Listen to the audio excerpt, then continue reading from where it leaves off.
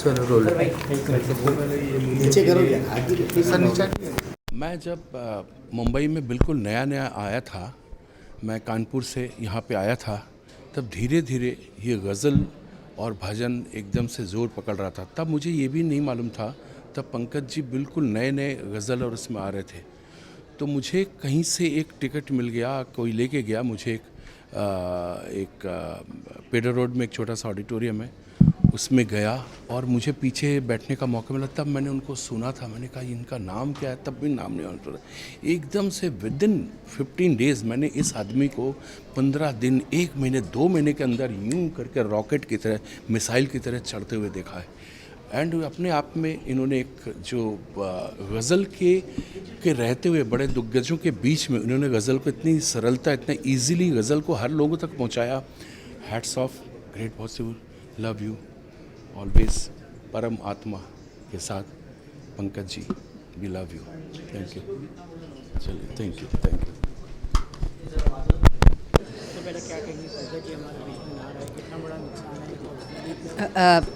संगीत के फील्ड में तो नुकसान है ही है, क्योंकि उन्होंने इतना अच्छा काम किया है लोगों की भलाई के लिए।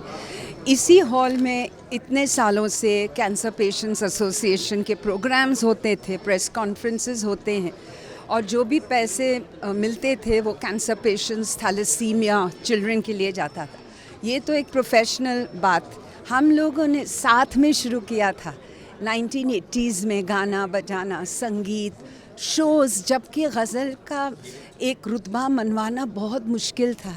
तो music India, Polydor, Sanjeev ji भी यहाँ हैं, संजीव कोहली जी, उन्होंने पूरा एक जनरेशन को तैयार किया गज़ल सुनने का, जो मॉडर्न टाइप ऑफ गज़ल्स जो हैं। तो पर्सनली जब नायाब 1 साल की थी तब उन्होंने एक पार्टी अरेंज किया था, मैंने उसको गोद में देखा है। और कितने साल हम लोगों ने काम किया, हर बर्थडेज़ पे हम लोग जाते थे। कोविड के टाइम पे हम लोग हर 2 दिन बात करते थे, क्योंकि मेरे लॉकडाउन कहीं बॉम्बे से बाहर था। तो इतना पूछते थे, पिनास केम छे, केम नहीं, हाउ इज़ एवरीथिंग गोइंग।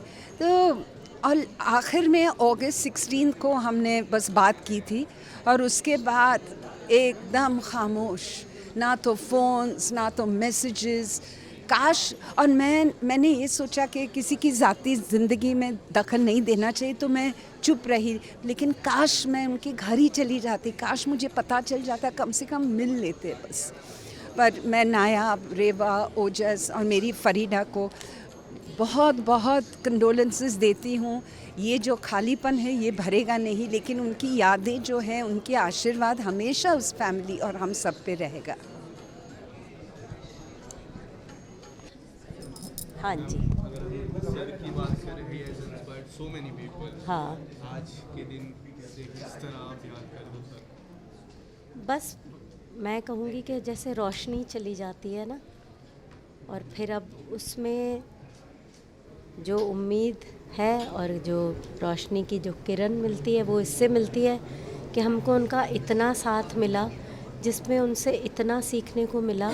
और मुझे ऐसा भी लगता है, क्योंकि हम ख़जाना करते रहेंगे, हम गज़ल को, हमारी जितनी अपनी एक हैसियत है उसमें जो भी कैपेसिटी में, हम उसको बंद नहीं करेंगे। और जैसे जो भी थैलेसेमिया पेशेंट्स के लिए और कैंसर पेशेंट्स के लिए उसके थ्रू फंड्स भी इकट्ठे होते थे, वो नायाब के साथ उसमें रहेंगे ज़रूर। तो मुझे लगता है कि अभी यही बात हो रही थी कि वो ओझल हो गए हैं, क्योंकि ऑब्वियसली बड़ा ताज़ा है तो बड़ा मुश्किल है हमारे लिए, क्योंकि हमको फ़िज़िकल प्रेजेंस बहुत इम्पॉर्टेंट होती है।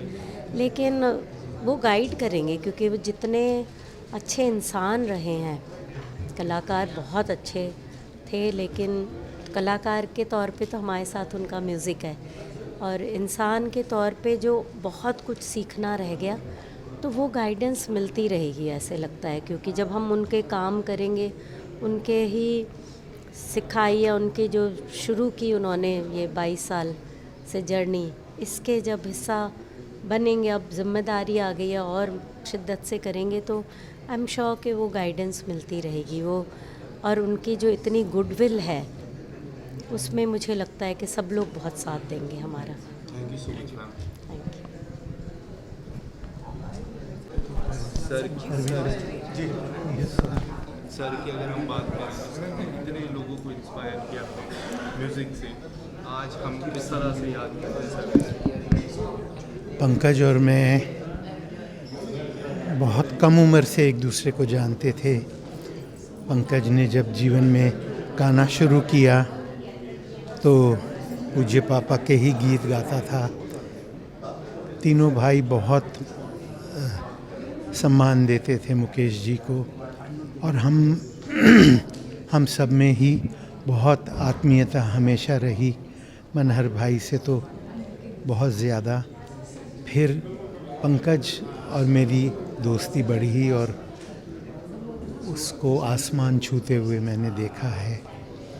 उसके परिवार को, खूबसूरत परिवार को, फरीदा को और बच्चों को, रीवा और नायाब को और अब ओजस को, सबको मैं बहुत निकट से जानता हूँ।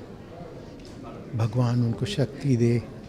पंकज ने गायन के क्षेत्र में तो नाम बहुत किया ही, मगर आपको मालूम नहीं कि जिस बीमारी का वो अंत में शिकार बना, उस बीमारी के लिए इतना काम किया है पंकज ने कि मैं बता नहीं सकता आपको। परमात्मा उसकी आत्मा को शांति दे और परिवार सदस्यों को शक्ति दे, ये मेरी प्रार्थना। मैंने बहुत सुना है और बहुत ही शरीफ इंसान, बहुत ही अच्छे इंसान थे। मुझे सौभाग्य मिला कि उनके साथ में मैं अच्छा समय बिता पाया। मुझे याद है एक बार हम एक क्रूज़ में कॉन्सर्ट कर रहे थे, पापा मैं, मेरे फादर भी थे शायद, हाँ पापा, इनका भी था शो मुझसे पहले, एक दिन पहले। तो मैं गया और मैंने उनका शो देखा और मैं सिर्फ शो देखते हुए रो रहा था बस, क्योंकि मुझे इतने पसंद हैं इनके गाने और मेरा बचपन मुझे याद आ रहा था। पंकज जी आज नहीं है तो मुझे बहुत दुख है इस बात का, और मुझे उनकी फ़ैमिली के लिए ज़्यादा दुख है, क्योंकि अपनी वाइफ से, अपने बच्चों से वो इतना प्यार करते थे, अपने भाइयों से, अपने सबसे। तो उन पे क्या बीत रही होगी ये सोच के बहुत दुख होता है। हाँ बस, हाँ जी, वो इतने बड़े बड़े लोग जब आते हैं तो उनका वो जाते हैं तो दुख तो होता ही है, लेकिन वो आए, इतना कंट्रीब्यूट किया ज़िंदगी, उनकी ज़िंदगी ने हमको इतनों को इंस्पायर किया। इस बात का महोत्सव बनाना चाहिए हमें। हाँ जी, किन से? हाँ मेरी बात होगी। सबसे पहले और सबसे बाद में यही कहूँगी कि ऐसे मौक़ों पर आप लोग जो सवाल करते हैं, बहुत मुश्किल होता है कुछ भी कहना। बहुत बड़े पिलर थे हमारे म्यूज़िक के, और गज़ल फील्ड के तो राजा थे, और जो वो सिंगर थे और जो वो आइकन थे वो तो थे ही, बट वो बहुत ही अच्छे, सिंपल, प्यारे इंसान थे। हमेशा मुस्कुराते रहते थे और वेरी काइंड, वेरी चार्मिंग, सबका ख्याल रखना। और फैमिली, उनकी जो फैमिली है वो इतने फैमिली को, मतलब उनकी फैमिली उनके लिए बहुत सेक्रेट थी, जैसे कहते हैं। उनकी बेटियां, उनकी बीवी, और हम समझ सकते हैं कि ऐसा इंसान जब चला जाता है तो उनके परिवार पे क्या बीतती होगी। उनकी बेटियां, उनकी बीवी,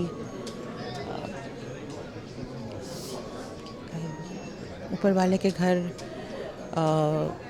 जैसा कि उसकी बेटी ने कहा, एंजल्स, गॉड नीड्स एंजल्स। तो वो जो अच्छे एंजल्स होते हैं ना, उनको जल्दी बुला लेते हैं। या पर उनकी आवाज़ गूंजती रहेगी हर वक्त, और बस भगवान उनकी आत्मा को शांति दे।